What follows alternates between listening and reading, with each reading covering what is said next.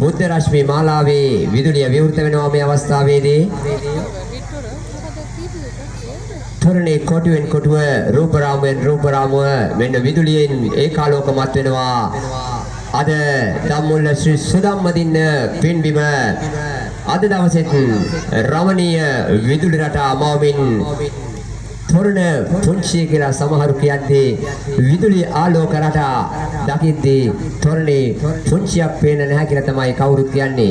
ඒ නිර්මාණය අපේ පුරවරේ නිර්මාණකරුවන් දෙදෙනෙක් සහෝදරයන් දෙදෙනෙක් අයියයි මල්ලි තමයි මේ තොරණේ විදුලි රටා මවලා තියෙන්නේ. බෙලියත්ත නගරයට, කිරින්ද නගරයට, ගැටමාන නගරයට, කිරින්ද නගරයට සහ හක්මන නගරයට අතරමැදිව ජීවත් වෙන ඉන්දික සමරසිංහ මහත්මයා සහ සුනිල් සමරසිංහ මහත්මයා තමයි විදුලි රටා නිර්මාණය කරලා තියෙන්නේ. Tamanගේ සමස්ත කාර්ය මණ්ඩලයේ සමගත් වැල්බඳගෙන ඔබට මට දර්ශනීය තොරණක් දැක බලා ගන්න පුළුවන්.